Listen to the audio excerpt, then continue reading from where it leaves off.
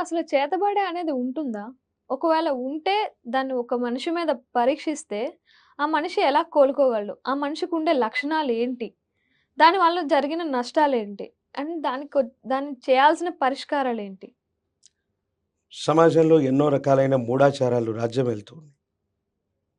అటువంటి కోవలోనే చేతబడి, చిల్లంగి మన ఇట్లాంటి నకారాత్మకమైనటువంటి శక్తుల యొక్క ప్రభావం. అంటే ఇవేవి లేవని కాదు. సనాతనమైన ధర్మంలో వేదకాలం నుండి ఒక రాజ్యంలో 1000 మంది సైనికులున్నటువంటి రాజు పరిపాలన చేస్తూ ఉంటాడు. ఆ రాజు మీదికి 10,000 మంది సైన్యంతో వేరొక రాజు దండెత్తి వస్తాడు. ఇద్దరిలో ఎవరు గెలుస్తారు? ఎక్కువ బలమున్న. ఎక్కువ బలం ఉన్నవాళ్ళు కలుస్తారు. ఇప్పట్లాగా చెప్పా పెట్టకుండా యుద్ధానికి వచ్చేవాళ్ళు కాదు అప్పట్లో.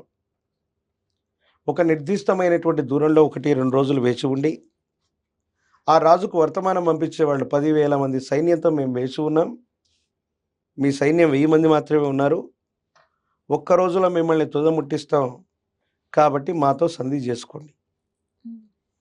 అహంకారపూరితమైన ధోరణితో ఎవరైనా ఈ విధమైనటువంటి ప్రకటన చేస్తే ఏ రాజు కూడా తన ప్రజల్ని, సైనికుల్ని సంరక్షణ చేసుకోవాలి కదా!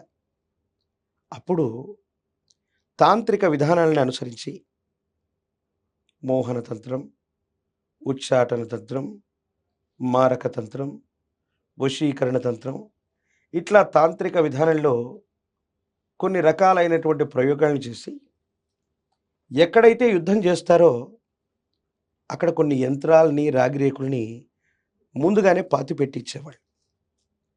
శత్రు సైన్యాలు మొత్తం కూడా ఈ యంత్రాలు ఉన్నటువంటి ప్రదేశానికి వచ్చి ఒక్కరోజు విడిది చేసేవి.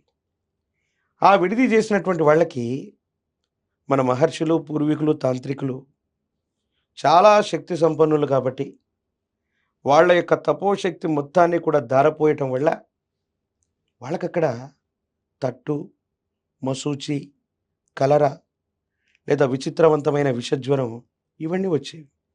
24 గంటల్లో 10,000 మందిలో 5,000 మంది అస్వస్థతకు గురైపోయేవాళ్ళు. అంటే వాళ్ళ బలం ఏమైంది? తగ్గిపోయింది. ఆటోమేటిక్‌గా తగ్గిపోయింది. రెండో రోజు వచ్చేటప్పటికి ఈ తీవ్రత మరింతగా పెరిగేది. దీనివల్ల శత్రు రాజ్యానికి సంబంధించినటువంటి సైన్యంలో ఒక అలజడి. వీళ్ళు ఇలాంటి అనారోగ్య సంబంధమైనటువంటి పరిస్థితుల్లో యుద్ధానికి సిద్ధంగా లేనటువంటి సందర్భంలో వీళ్ళొచ్చి యుద్ధం చేసి 1000 మందే ఈ 10,000 మందిని పడగొట్టేవాళ్ళు. దీనికోసం చెప్పబడ్డది తాంత్రిక విధానం. హ్మ్. కానీ వర్ధమాన ప్రపంచంలో మనకి ఏదైనా సరిగ్గా లేకపోతే, వ్యాపారం సరిగ్గా జరగకపోతే, వృత్తి ఉద్యోగాలు సరిగ్గా రాకపోతే, కుటుంబంలో ఎవరికి వివాహం జరగకపోతే, ఆర్థికపరమైన సమస్య ఏదైనా వస్తే ప్రపంచంలో కొంతమంది ప్రబుద్ధులు తయారయ్యారు. నీ మీద చేతబడి చేశారు, మీ ఇంటి మీద చేతబడి చేశారు, ఇలా చేయటం వల్లే మీ జీవితం స్తంభించిపోయింది. అసలు చేతబడి చేయటానికి అంటే ఈ విషయాన్ని చెప్పొచ్చో చెప్పకూడదో తెలియదు కానీ ఎవరు పడితే వారు మన మీద చేతబడి చేయడానికి కుదరదు. దానికి కొన్ని బేసిక్ కండిషన్స్ ఉన్నాయి. ఏ వ్యక్తి మీద అయినా ఇట్లాంటి మంత్ర ప్రయోగం చేయాలన్నా, తాంత్రిక ప్రయోగం చేయాలన్నా ఆ వ్యక్తి యొక్క గోత్రనామాలు మనకు తెలిసి ఉండాలి. ఆ వ్యక్తి ఉపయోగించిన వస్తువులు, దుస్తులు మన దగ్గర ఉండాలి. ఆ వ్యక్తి నివసించే నివాస ప్రాంతానికి దగ్గరగా వెళ్ళి ఈ ప్రయత్నాన్ని చేస్తేనే సఫలీకృతం అవుతుంది తప్ప ఓ కాలువ కానీ, నీటి ప్రవాహం కానీ ఆ వ్యక్తికి మనకి అడ్డుగా ఉంటే తాంత్రిక విద్యలు ఫలించవని శాస్త్రం చెబుతుంది. మరి ఇంత శ్రమ కోర్చి మీ గోత్రనామం తెలుసుకుని మీ ఇంటి దగ్గరకు వచ్చి మీకు తెలియకుండా మీ వస్త్రాలు తీసుకెళ్ళి లేదా మీ దుస్తులు తీసుకెళ్ళి మీ ఇంటి ఎదురుగానో పక్కనో కూర్చొని ఎవరైనా చేసే అవకాశం ఉంటుందంటే దాదాపు అసాధ్యం. కానీ ఇలాంటి విద్యలు ఉన్నాయంటే భారతదేశంలో కొన్ని రాష్ట్రాల్లో ఇంకా తీక్షణంగా కొంతమంది తాంత్రికులు ఉన్నారు, కొంతమంది మాంత్రికులు ఉన్నారు. ఈ విధి విధానాన్ని మారక తంత్రం, ఉచ్చాటన తంత్రం అని చెప్పబడింది తాంత్రిక శాస్త్రం. ప్రత్యేకించి అధర్వణ వేదంలో కూడా కొంత భాగం వీటి గురించి, ఇలాంటి క్రియల గురించి చెప్పబడ్డది. ఒకవేళ ఎవరైనా సరే తీక్షణంగా నిజంగానే చేతబడిని ప్రయోగం చేస్తే, ఈ నకారాత్మకమైన శక్తుల్ని మన మీద ప్రయోగం చేస్తే, మీకున్న ఆరోగ్యం, ఆర్థికపరమైనటువంటి అంశాల్లో తీవ్రమైనటువంటి ఇబ్బందులు వెంటనే మొదలవుతాయి. కంటికి కనిపించని, మైక్రోస్కోపిక్ కనిపించని, ఎక్స్‌రేలకు కనిపించని, స్కానింగ్‌లకు కనిపించనటువంటి ఏదో తెలియని అనారోగ్యం మీ శరీరాన్ని చుట్టుకుంటుంది.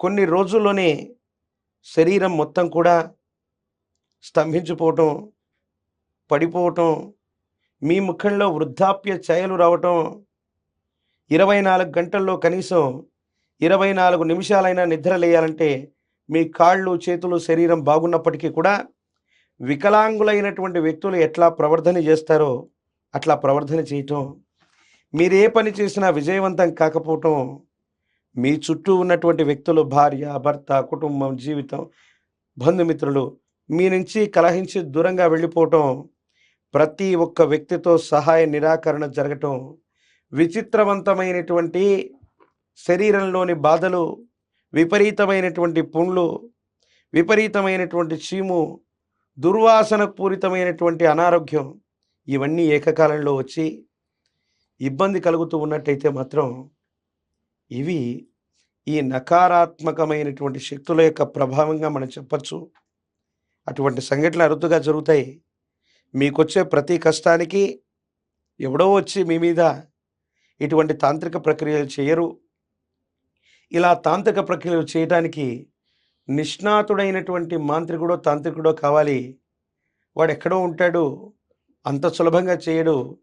ఇది చాలా విశేషవంతమైన ధనాన్ని ఖర్చు పెట్టాల్సిన పరిస్థితి, మీకు సంబంధించినటువంటి ప్రాంగణానికి దగ్గరగా ఉండి చేయాల్సిన స్థితి. కాబట్టి మీకొచ్చే ప్రతి సమస్యకి ఇది పరిష్కారం కాదు. కానీ ఇంకా అక్కడక్కడ ఇటువంటి విద్యలను కలిగినటువంటి వాళ్ళు సనాతనమైన భారతదేశంలోనే కాదు, ప్రపంచవ్యాప్తంగా కొన్ని దేశాల్లో కూడా ఇటువంటి బ్లాక్ మ్యాజిక్స్ పేరుతో చేయగలిగినటువంటి తాంత్రికులు కొంతమంది ఉన్నటువంటి మాట మాత్రం తప్పనిసరిగా ఇది వాస్తవం. గురువుగారు, మరి దీనికి పరిష్కార మార్గం ఏంటి? తాంత్రిక విధానాల యొక్క ప్రభావం మన మీద ఉన్నప్పుడు అది ఉచ్చాటన తంత్రం, మారక తంత్రం, విద్వేషణ తంత్రం, ఏదైనా సరే మన మీద ఉన్నప్పుడు దశమహావిద్యల రూపంలో ఈ ప్రక్రియలను పసిగట్టి మన మీద ఎటువంటి ప్రయోగం జరిగిందన్నటువంటి విషయాన్ని తెలుసుకొని, మన జన్మజాతకంలో అద్భుతమైన గ్రహగతులు నడుస్తున్నప్పుడు మనకేమీ అవ్వదు. కానీ మన జాతకంలో ఏవైనా ఇబ్బందులు కలుస్తున్నటువంటి గ్రహదశలు నడుస్తున్నప్పుడు మాత్రమే ఇట్లాంటి ఇబ్బందులు వస్తాయి. సరైనటువంటి తాంత్రికుణ్ణి, సరైనటువంటి గురువుని పట్టుకుంటే వీటి నుండి మనల్ని ఉపశమనం చేసేటువంటి అవకాశం ఉంది. ఫండమెంటల్గా వెంటనే మనం బయటికి రావడానికి తాంత్రిక విధానంలో ఒక మార్గం ఉంది. గోమాత విశ్వమాత, 33 కోట్ల దేవతా గణాలకి గోవు అన్నటువంటిది మూలమైన స్థానం అని చెప్పారు. అటువంటి గోవుకు సంబంధించినటువంటి పంచితాన్ని తీసుకొని అనునిత్యం స్నానం చేసిన, మీ ఇంటి ప్రాంగణంలో ఎక్కడైనా నిషిద్ధమైనటువంటి నిమ్మఫలాలో, తాంత్రిక వస్తువులో కనిపిస్తే వాటి మీద గోవు యొక్క పంచితాన్ని, గళ్ళు ఉప్పుని, పసుపుని గనక చల్లినట్లయితే తప్పనిసరిగా అది నిర్వీర్యం అవుతుంది. దాని శక్తిని అది తప్పకుండా కోల్పోయగలిగినటువంటి పరిస్థితి ఉంది. ఈ గోపంచితంతో స్నానం చేస్తున్న, తాంత్రిక వస్తువుల మీద వెంటనే గోపంచితాన్ని చిలకరించిన అవి ఖచ్చితంగా దాని యొక్క శక్తిని కోల్పోయేటువంటి అవకాశం ఉంది. తాంత్రిక విధానం ఒకవేళ మీకు తెలియకపోతే మీ సమీప ప్రాంగణంలోని అతి ప్రాచీనమైనటువంటి పరమేశ్వరుడి యొక్క ఆలయ ప్రాంగణానికి వెళ్ళి మహన్యాసపూర్వక ఏకాదశ రుద్రాభిషేకంతో పాటు అమ్మవారికి శ్రీచక్ర కుంకుమార్చన చేయించగలిగితే ఈ తీవ్రత తగ్గుతుంది. విశేషవంతమైనటువంటి అమ్మవారి యొక్క జపాన్ని చేయటం వల్ల యోగదాయకమైన ఫలితం వచ్చి ఇబ్బందులు, సమస్యలు, ప్రతిబంధకాల నుండి మనం బయటపడగలిగినటువంటి పరిస్థితి తప్పకుండా ఉండేటువంటి అవకాశం కనపడుతుంది. చాలా చక్కగా వివరించారు గురువుగారు ప్రతి ఒక్క చిన్న విషయాన్ని. ధన్యవాదాలు. జై వీరబ్రహ్మ, జై గోవిందమంబ జై.